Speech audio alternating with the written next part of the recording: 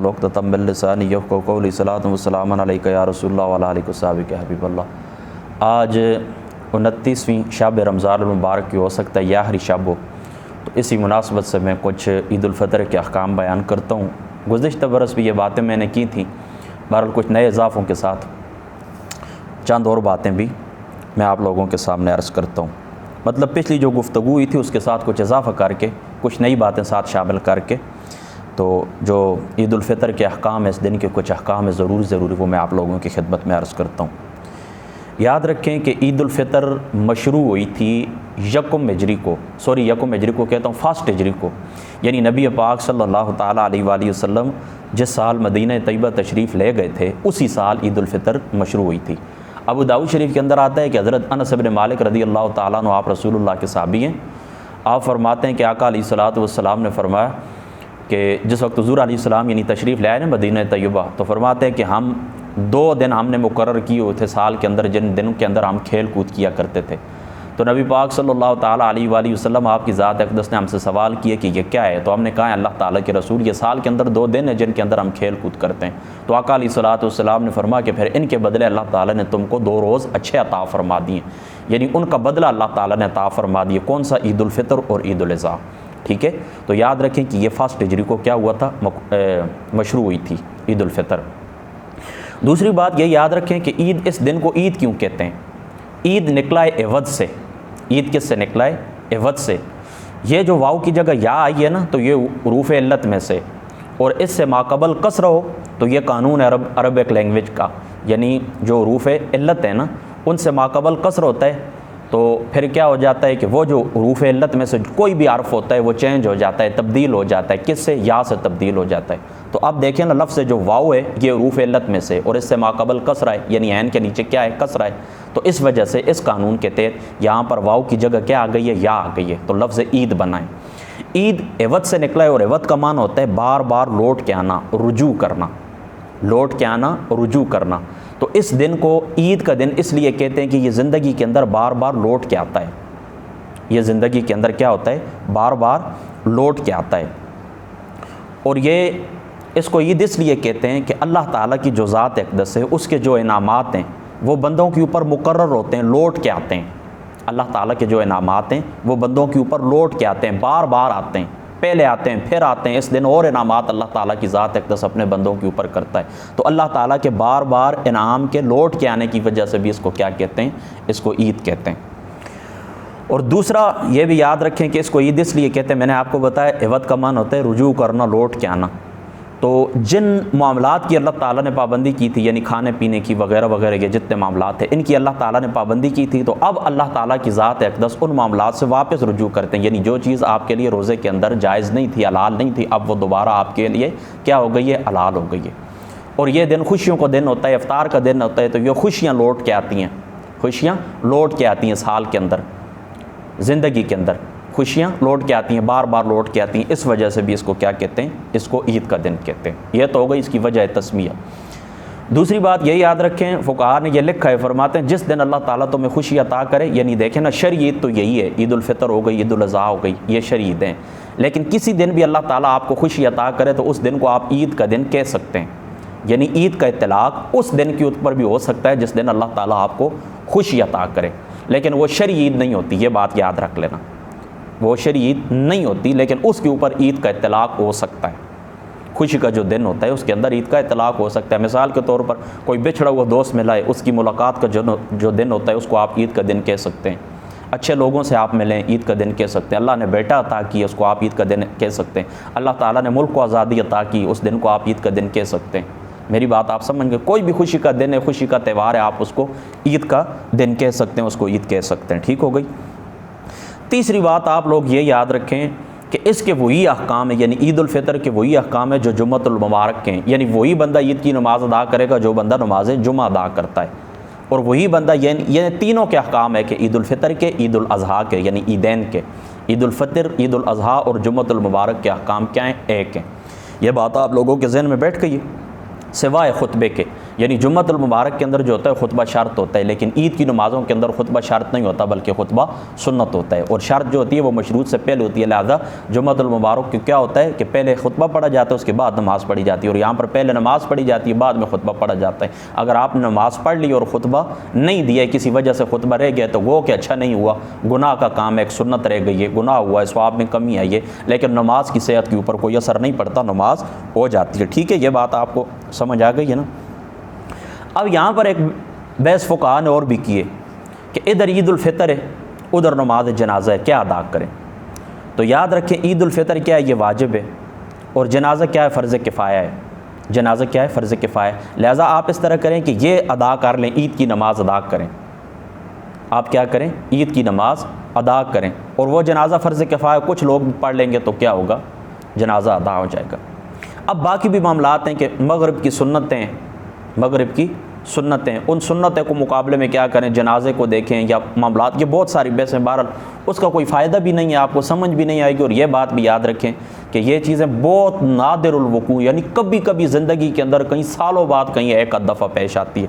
लिहाजा इन मसाइल को मैं दोबारा तफसील के साथ बयान करने की ज़रूरत नहीं समझता। अगर कोई मामला इस तरह हुआ तो फिर इंशाअल्लाह ताला बाद में कभी गुफ्तगू कर लेंगे। अब देखें, ईद उल फितर का जो दिन तुलू होता है, तो ईद उल फितर के लिए आप जिस वक्त नमाज के लिए जाते हैं तो याद रखें ताक अदद के अंदर, कितना, ताक अदद के अंदर कोई चीज़ खा लेना क्या है, मुस्ताहब है। यानी कोई मीठी चीज़ है, ताक अदद, यानी 3 दाने आप मिठाई के खा लें, ये ताक अदद है। 7 दाने आप मिठाई के खा लें, ये ताक अदद है। इस तरह खजूर मीठी होती है, आप उसके ताक दाने खा लें, यानी 3, 5, 7, 9 वगैरह, ये क्या है, ये मुस्ताहब है। और याद रखें कि सुन्नत का इतलाक़ मुस्ताहब के ऊपर भी होता है और मुस्ताहब का इतलाक़ सुन्नत के ऊपर भी होता है। यानी आप इसको सुन्नत भी कह सकते हैं, आप इसको मुस्ताहब भी कह सकते हैं। ठीक हो गई बात। इसी तरीके से मिसवाक करना, यह भी ईद उल फितर की क्या है, सुन्नत है। गुस्ल करना, खुशबू लगाना, नए कपड़े पहनना, ये क्या है, ये सारी बातें मुस्ताहब हैं और सुन्नत हैं। इनको सुन्नत भी कह सकते हैं, मुस्ताहब भी कह सकते हैं। मैंने आपको पहले बता दिया कि सुन्नत का इतलाक़ मुस्ताहब पे और मुस्ताहब का इतलाक़ सुन्नत पे किया जा सकता है।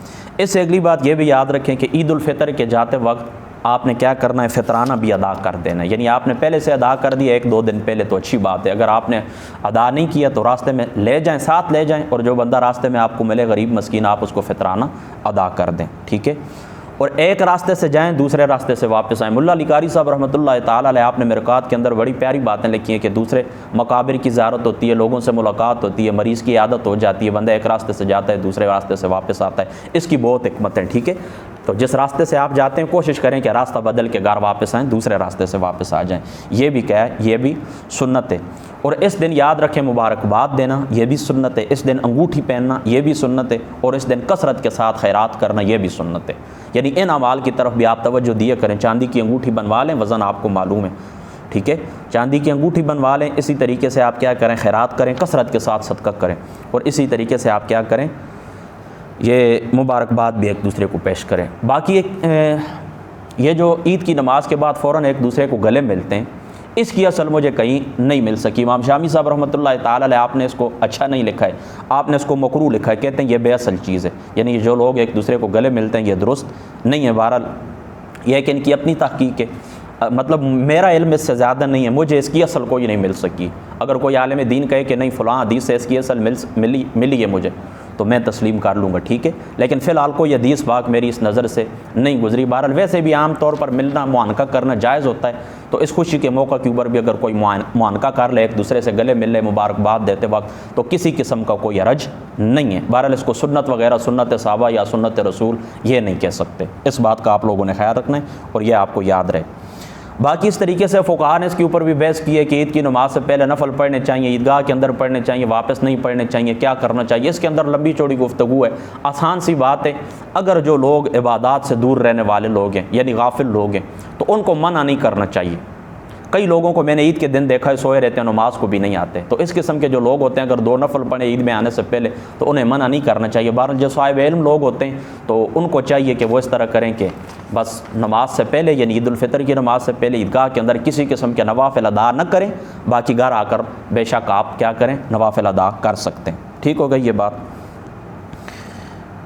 अच्छा, एक बात और खुसूसी तौर पर आप लोगों ने याद रखनी है कि ये जो सलात रग़ाइब का ज़िक्र कहीं कहीं पर आता है, इसकी असल भी कुरान और हदीस के अंदर नहीं है, इसकी असल भी कुरान और हदीस के अंदर नहीं है। बाकी सलात रग़ाइब के ऊपर इंशाअल्लाह ताला फिर चलो अलग गुफ्तगू करेंगे। ये चूँकि किताबुल ईदैन के अंदर इसका ज़िक्र है तो मुख्तसरन मैंने अर्ज़ कर दिया, कहीं आपके इलाके के अंदर इसका रवाज हो तो याद रखें कि इसका कुरान और हदीस के अंदर इसका सबूत भी नहीं है सलात रग़ाइब का। बाकी ये दुरुस्त है शब बारात के अंदर, शब कदर के अंदर वगैरह, वो मैंने पहले भी तफसील से बयान कर दिया था, उम्मीद है आप लोगों के जहन के अंदर हो जाएगा। अब इस तरह आप नमाज़ पढ़ने के लिए आएँ, आसान सी बात मैं आपको बताता हूँ। तो नमाज का तरीका क्या है? नमाज का तरीका ये है कि इमाम साहब इस तरह करेंगे, आम जिस तरह नमाज के लिए खड़े होते हैं तकबीर तहरीमा के बाद वो करेंगे, यानी सना पढ़ेंगे जिस तरह पढ़ते हैं सुबहानकल्लाहुम्मा व बिहम्दिका तबारक अस्मुका व तआला जद्दुका वला इलाहा गैरुक। उसके बाद कानों को हाथ लगाएंगे और 3 तकबीरें कहेंगे, यानी तकबीरों के साथ रफ़ा यदैन भी करेंगे। और रफ़ा यदैन के बाद यानी हाथ उठाने के बाद हाथ बांधने नहीं है, याद रखें हाथों को खुला रखना है, हाथों को खुला रखना है, क्योंकि इन तकबीरों के दरमियान किसी किस्म का हमने सबक पढ़ना नहीं होता, कोई विरद वजीफ़ा हमने करना नहीं होता, यानी कोई ज़िक्र मसनून नहीं होता, ये बात याद रखें। तो जब कोई ज़िक्र मसनून नहीं होता तो लिहाजा हमने हाथ खुले रखने, और जिस रफ़ा यदैन के बाद ज़िक्र मसनून होता है तो वहाँ पर हाथ बांधे जाते हैं। जिस तरीके से नमाज जनाजा के अंदर आप देख लें, वहाँ पर हाथ बुलंद करते हैं ना तकबीर तहरीमा के लिए, फिर हाथ बांध लेते हैं, क्योंकि उसके बाद क्या करना होता है, ज़िक्र करना होता है। तो तकबीरों के दरमियान अगर ज़िक्र करना हो तो फिर हाथ बांधेंगे, और तकबीरों के दरमियान ज़िक्र करना हो तो हाथ खुले रखेंगे। तो आप देखें ना, ईद उल फितर की जो तकबीर होती हैं अल्लाहु अकबर इस तरह करते हैं, उनके दरमियान कोई ज़िक्र करना नहीं होता, लिहाजा उन हाथों को खुला रखना है, ठीक है। तो इमाम साहब सुबहानकल्लाहुम्मा व बिहम्दिका ये सना पढ़ेंगे, उसके बाद 3 दफ़ा 3 तकबीरें कहेंगे। हम अहनाफ के नज़दीक ईद उल फितर की 6 तकबीरें ज़वाइद हैं और ये वाजिब हैं। हाथों का उठाना ये सुन्नत है और तकबीरें कहना अल्लाहु अकबर कहना ये क्या है, ये वाजिब है। तो इस तरीके से वो 3 तकबीरें कहेंगे, फिर हाथ बांध के रूटीन के मुताबिक जिस तरह रकात पढ़ते हैं, यानी अल्हम्दुलिल्लाह रब्बिल आलमीन सूरतुल फातिहा, फिर उसके बाद सूरत मिलाना, फिर रुकू के अंदर जाना, सजदे के अंदर जाना, रूटीन की नमाज़ पढ़ेंगे, रकात पढ़ेंगे, फिर वापस आएंगे, फिर दूसरी रकात पढ़ेंगे, यानी सूरतुल फातिहा पढ़ेंगे, फिर सूरत पढ़ेंगे, सूरतुल फातिहा और सूरत पढ़ने के बाद फिर क्या करेंगे, रुकू में जाने से पहले फिर 3 तकबीरें पढ़ेंगे अल्लाहु अकबर अल्लाहु अकबर अल्लाहु अकबर। ये क्या करेंगे, 3 तकबीरें पढ़ेंगे, ठीक हो गई, ये 6 तकबीरें मुकम्मल हो गई। अब जिस वक्त 3 तकबीरें पढ़ ली हैं तो फिर इमाम साहब क्या करेंगे, रुकू के अंदर चले जाएंगे और रूटीन की जिस तरीके से नमाज है वो पढ़ेंगे, और 2 रकात के बाद क्या कर दें, सलाम फेर देंगे। ये ईद की नमाज़ पढ़ाने का तरीका है। अब आप आएँ नमाज के लिए, याद रखें लेट हो गए थोड़ी देर, आपने देखा है कि इमाम साहब क्या थे, इमाम साहब किस के अंदर थे, इमाम साहब थे नमाज के अंदर थे, क़याम के अंदर थे। इमाम साहब क्या थे, क़याम के अंदर थे। तो अब आपने क्या करना है, आकर आपने 3 तकबीरें जो रह गई हैं आपसे, यानी अल्हम्दुलिल्लाह रब्बिल आलमीन अर्रहमान अर्रहीम, ये इमाम साहब पढ़ रहे थे, तो इमाम साहब जो 3 तकबीरें हाथ बुलंद करते हैं वो तो पीछे रह गई हैं, अब आपसे रह गई हैं, आप पीछे आए हैं, लेट आए हैं, तो आपने क्या करना है, 3 तकबीरें कहकर आपने नमाज के अंदर, ईद की नमाज के अंदर आपने शामिल हो जाना है। 3 मरतबा अल्लाहु अकबर अल्लाहु अकबर अल्लाहु अकबर कहकर आपने क्या करना है, नमाज के अंदर शामिल हो जाना है, और बाकी जो नमाज है फिर इमाम के साथ उसी तरीके से आपने पढ़नी।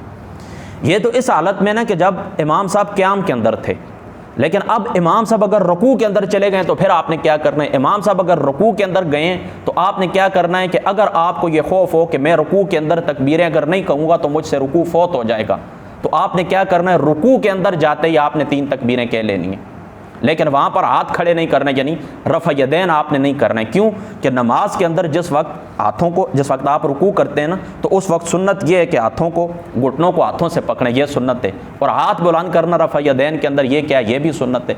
लिहाजा एक सुन्नत के लिए दूसरी सुन्नत को नहीं छोड़ा जाएगा। आपने हाथ क्या करना है, घुटने के ऊपर रखने, और अल्लाहु अकबर अल्लाहु अकबर अल्लाहु अकबर 3 दफ़ा कहना है रुकू के अंदर। ये बात आप समझ गए, तो इस तरह आप नमाज के अंदर शामिल हो जाएंगे।